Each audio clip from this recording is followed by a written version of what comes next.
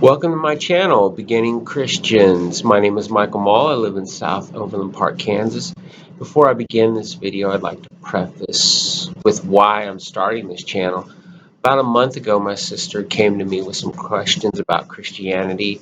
She's just started to embrace Christianity, and she had some really fundamental questions about Jesus, about God, the resurrection, and other beliefs like that. And I had answers for her, but I realized that when I began as a Christian, not only were those questions that I didn't have, but I wouldn't not have known where to go for the answers.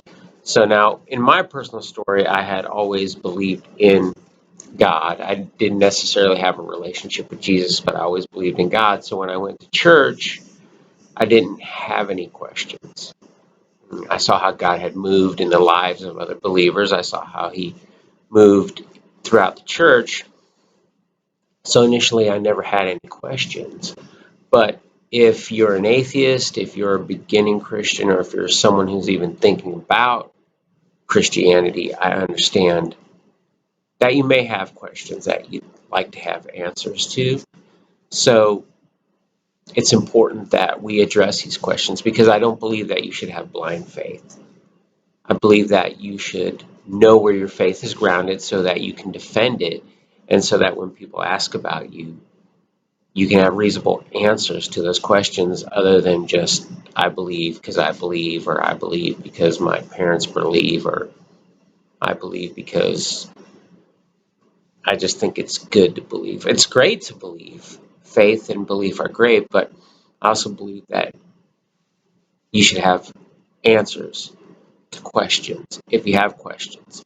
So before I begin, I'd like to dedicate this first episode to Danny Duran. He was a pastor at Life Church, the church that I attend.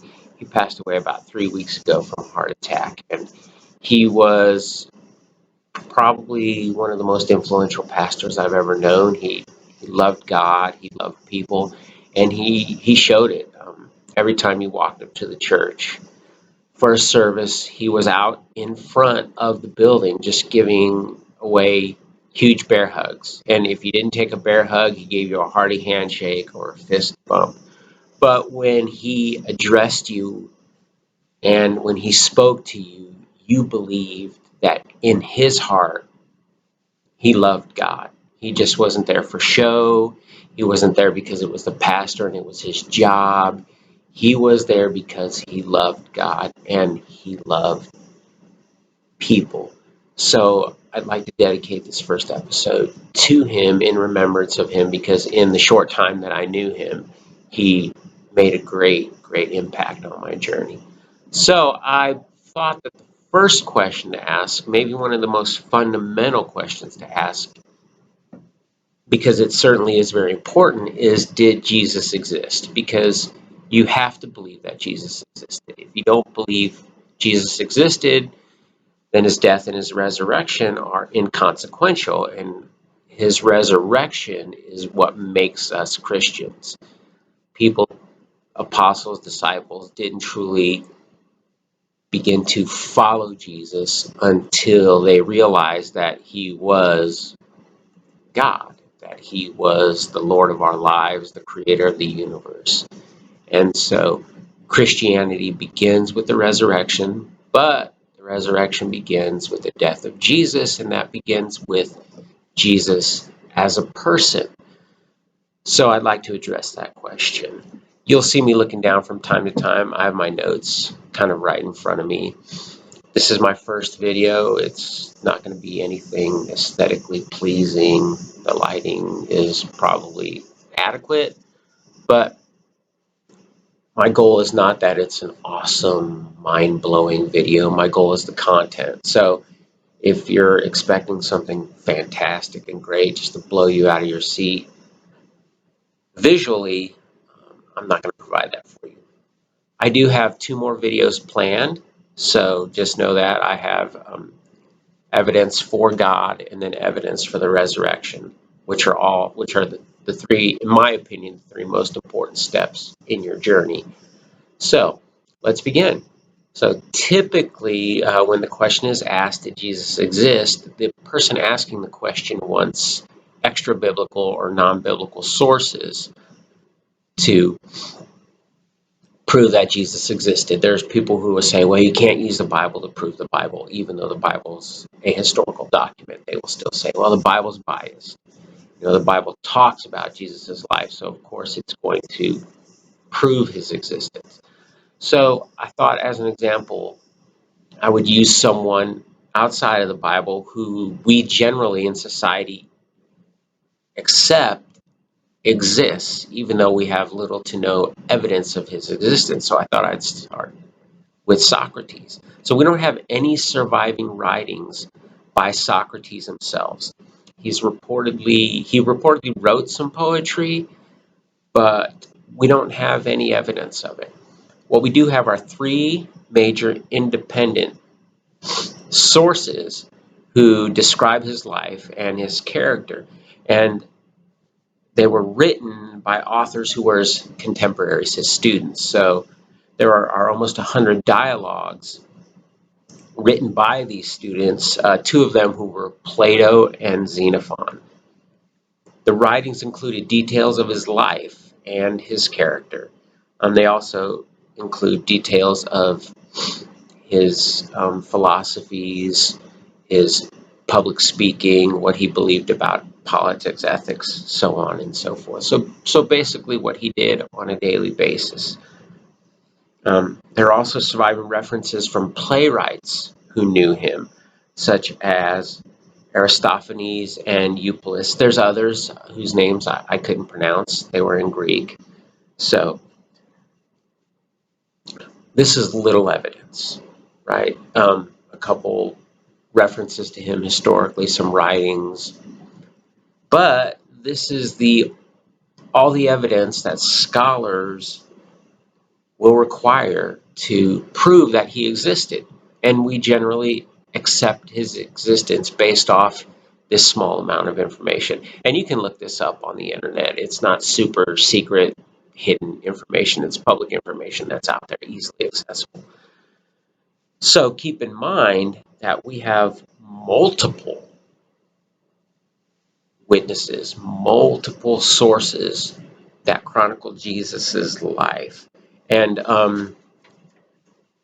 5 of those in the New Testament personally walked with Jesus during his 3-year ministry. Peter, John, Jude, Matthew, and James all walked with Jesus during his 3-year ministry. So they witnessed his miracles. They witnessed the Sermon on the Mount. They witnessed the feeding of the 5,000, the feeding of the 4,000.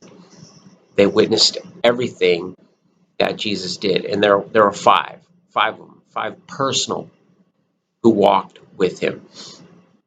So why isn't this sufficient enough, right? We have the personal accountings of 5 people who walked with Jesus for 3 years and witnessed everything he did and wrote it down. But let's say this isn't enough, right? This isn't enough. You're like, well, it's in the Bible. These guys were apostles. They could be in on the conspiracy, right? There's a conspiracy that these guys all got together for a jam session and wrote the Bible all together, sitting next to each other, whatever. There's many conspiracies out there about the Bible, but so there is a belief generally that many date various books of the New Testament being written in the 2nd century. So this is more than 100 years after the death of Jesus. So let's say that's true. It's not, but let's say it's true. In terms of validating ancient evidence, writings less than 200 years after a particular event are considered very reliable. So even if the Bible was written in 150, 280, 80, it would still be considered very ancient or very reliable ancient evidence. But many scholars, both Christian and secular, will testify that not only were most of the books written before the 2nd century, but that Paul's letters written by himself were written in the middle of the first century. So Jesus died roughly in 33 AD. So that means that Paul started writing his letters in 50 AD. So less than 20 years after the death of Jesus, Paul began to write his letters. So 200 years is very reliable. 100 years is super reliable. What's 20 years? Super duper reliable? Super extra reliable? So, and in another episode, I'll give evidence to Paul actually starting to write letters within 5 years of Jesus's death. So 5 years. I mean,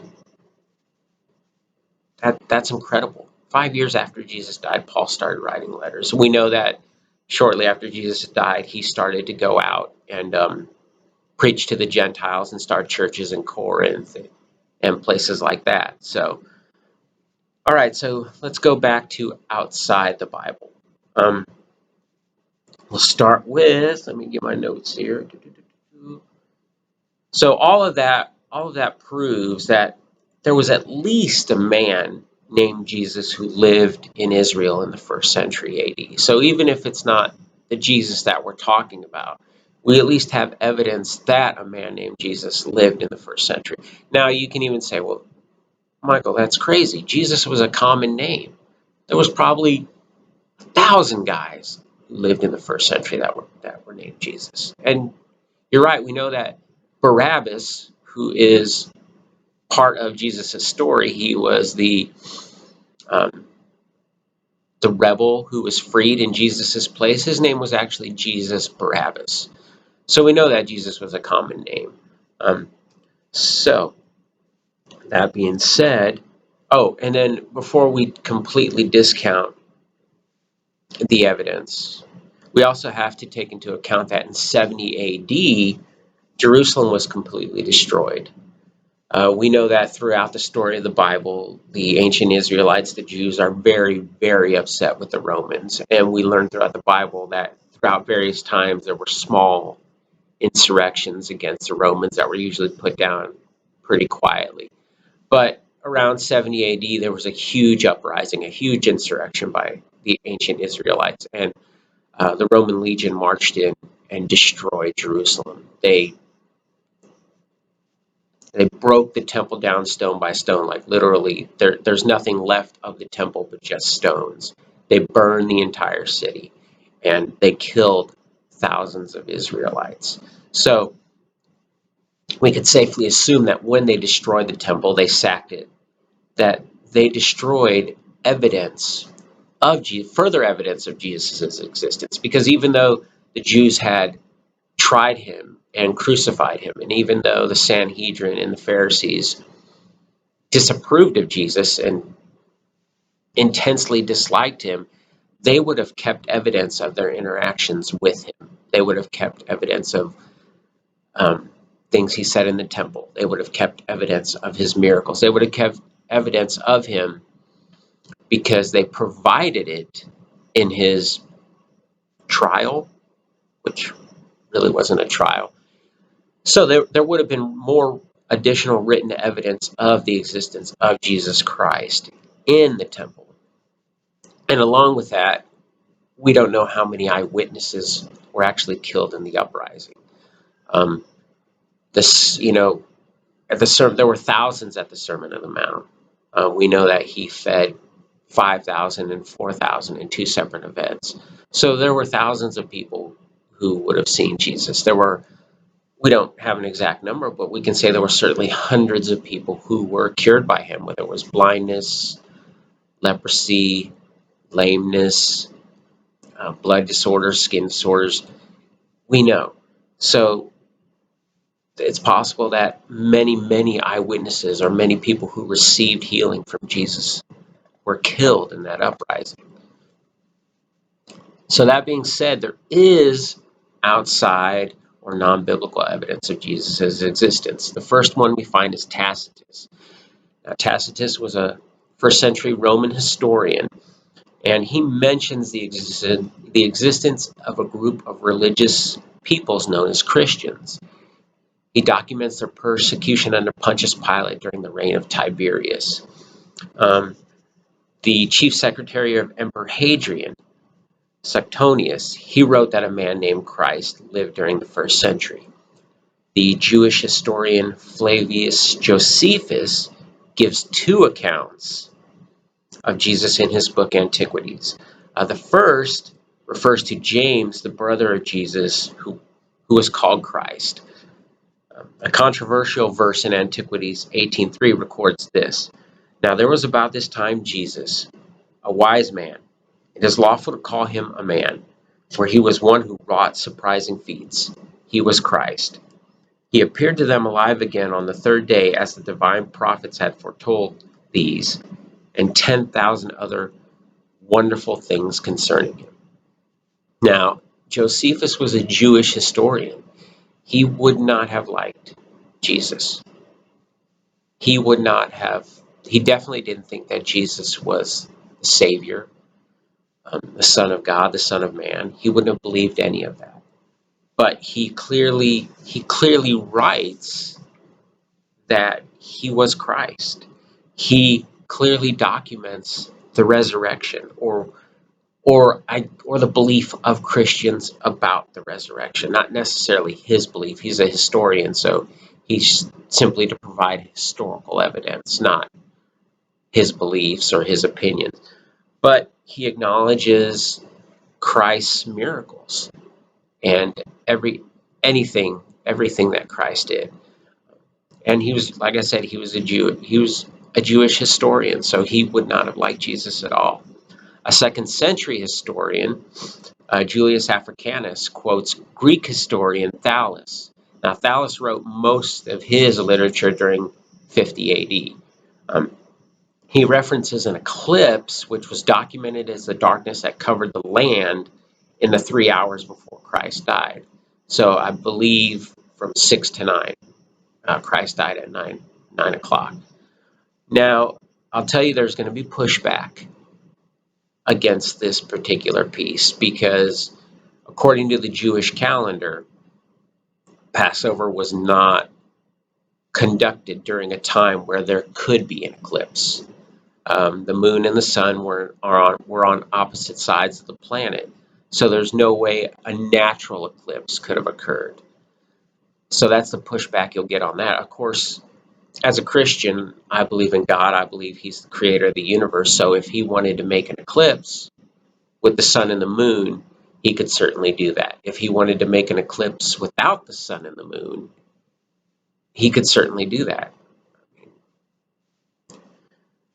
And the next reference we have is from Pliny the Younger, who was a nephew of Pliny the Elder and a friend of Tacitus. He recorded early Christian worship practices, the worship of Jesus as God, their ethical behavior, and their love of the Lord's Supper. So I want to address the ethical behavior really quickly. The ancient Romans had a practice where if their children were born with defects, or their children were just born in a fashion that they didn't find appealing, that they would leave their newborn children on the streets to die or be eaten by wild things. And one of the earliest acts of compassion is that Christians would pick these children up off the streets, adopt them into their homes, and raise them as their own. So this is part of the ethical behavior witnessed by Romans, witnessed by people such as Pliny the Younger and Tacitus. That just wouldn't have made sense to the Romans. The next is the Babylonian Talmud, which is a collection of ancient Jewish writings, sayings, ideas, and stories. Once again, a Jewish source. And the Talmud confirms the crucifixion of Jesus in the eve of Passover, as well as the accusations against him for practicing sorcery and encouraging Jewish apostasy. Um, so there we go. Lucian of Samosata was a 2nd century Greek writer who documented that Jesus was worshipped by Christians. He introduced new teachings and was crucified for them. He also writes that his teachings included the brotherhood of believers, the importance of conversion, and the importance of denying other gods. And finally, we have Mara bar Serapion. Now, you'll have to forgive me if I don't pronounce any of these names correctly. I don't know Greek, and I'm just going to do my best. So he was a philosopher from the Roman province of Syria who wrote a letter to his son referencing the death of Jesus. And he calls Jesus a wise and virtuous man who was considered by many to be the king of Israel. He was unjustly put to death by the Jews. So, in conclusion, I believe that this is overwhelming evidence for the existence of Jesus. I just listed 6 extra or non-biblical sources that cite his existence. Not only cite his existence, but cite the miracles that he did, and even his death and his resurrection, and strange occurrences during his death. The greatest evidence of this, of course, is the thousands of Christians who died not only in the 1st century, but the thousands of Christians who are dying now in China for the belief in God. I mean, especially in the 1st century, if Jesus had died and not resurrected, Christianity would not be a thing.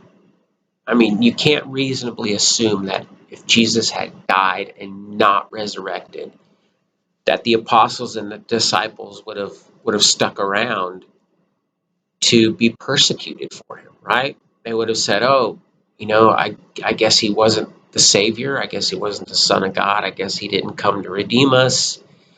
He died on the cross. Game over. I'm going to go back to fishing in the Sea of Galilee. You go back to doing whatever it is you do, and we'll call it a career," right? And certainly when they saw what happened to him before his crucifixion, he was tried 3 times, right? He was tried before the Sanhedrin. He was tried before Herod, and then ultimately he was tried before Pontius Pilate. And each time he was brought before these leaders, he was severely beat. And he was ridiculed and mocked and spit on. And so you would think that if they had even even if they heard this from other sources, you would think that they would be so scared that when he died and did not resurrect, they would have scattered, and that would have been it. But they didn't. They believed. And not only did they believe, but they saw the resurrected Jesus. They ate with the resurrected Jesus. Thomas, doubting Thomas, we give him a lot of flack for doubting. But I mean, realistically, how many times have we doubted? Thomas is documented as putting his finger in the holes in Jesus' wrists and putting his hand in Jesus' side where the lance pierced him. So they saw Jesus, they ate with him, they listened to him. 2 of his disciples on the road to Emmaus, a 7-mile journey, were taught or even retaught the Old Testament by Jesus as they walked with him. So that's incredible evidence. That's incredible evidence, and it's a start. And please don't allow me to be your only source for this information. I'm not a pastor. I'm not a historian. I'm just a man who loves God and a man who has felt compelled to do this to feed a need. But don't use me as your only source. Please do research on your own. And also, if you love YouTube, there's Mike Winger, phenomenal man, my brother in Christ, Tim Mackie. Tim Mackie has the Bible Project, which is an animated series that starts from Genesis and works its way up all the way through to the New Testament, ultimately to Revelations. I don't believe it's finished. I could be wrong, but it's great work, and it's phenomenal to listen to him. Alan Parr, Elisa Childers, William Lane Craig. There's many Christians out there on YouTube advancing God's kingdom and doing His work, and I just encourage you to check them out. I also encourage you to please go to church. Find a church near you. My personal preference is that you find a non-denominational church. And if you find a church you like, just make sure they're following the Bible. Make sure they're following Scripture. Make sure they're teaching things that are in the Bible and that were taught by Jesus Himself. And most importantly, don't wait to get your life together. I mean, the beautiful thing about God's mercy and God's grace is that He meets you where you are. He's not waiting for you to get your life together. So if you struggle with alcoholism, if you struggle with pornography, if you struggle with infidelity, if you struggle with anger, if you struggle with drugs, whatever your struggle is, if you're in the middle of a divorce or a breakup, or if you can't find your mate. I don't want to say your soulmate, but you just can't find the person. Man, don't wait. Go to Jesus. Pray. Accept Him in your life. He's not going to wait. He doesn't care. He doesn't care. He's not going to wait for you to find the one and get married. He's not going to wait for you to overcome your alcohol addiction. He's not going to wait for you to overcome your addiction to pornography. He's going to help you overcome those addictions. He's going to help you find the one. I laugh because in my church, Life Church, we're doing a series on modern romance, and there was a series on you're finding your soulmate or being with your soul, the concept of soulmate, and it was a great message. But so yeah, just don't wait, man, don't wait. If you feel Him, if you feel Him tugging on your heart, if you feel the need to be with Him, or if you're just searching for Him, don't wait to understand. Understanding can come afterwards. The answers to your questions can come afterwards. I'm going to hopefully provide you with answers. Mike Winger, Tim Mackie, Elisa Childers, Alan Parr, others like that, they can provide you with answers. I mean, there's Mike Winger has great content on Jesus in the Old Testament, prophecies. He does in-depth teachings on the book of Mark. He does great work on Revelations. I mean, and like I said, he's just one of many who are out there. So I implore you, I plead with you, don't wait. If you feel Jesus tugging at your heart, go for it. I mean, you only have the greatest relationship in your life to gain. So please, if you're looking for Him, if you found Him, go to Him, because He created you. He is your great Father, and He's going to accept you no matter where you are, because He loves you. So thank you for listening to my channel. If you found this content helpful at all, please subscribe. Hopefully there will be a subscribe button down there. I'm old, so I'm not technologically advanced. So I'm struggling with this whole YouTube studio thing. But if you like it, subscribe. I'll have at least 2 more videos. If I have anybody out there who's interested, I'd do more. If you have any comments, please feel free to leave them. Don't don't leave me hate, right? But if you have comments, if you have questions, if you have challenges, hey, Michael, I think you're wrong because of this, or I think you're wrong because of that. Please, please, I welcome it. I'm not quite into apologetics yet, but I'm not afraid of it. So if you have questions, if you have concerns, if you have comments, if you have topics that you might want to hear me discuss or see me discuss, please leave them in the comments section. Other than that, have a blessed day, and I will see you in the future. Bye.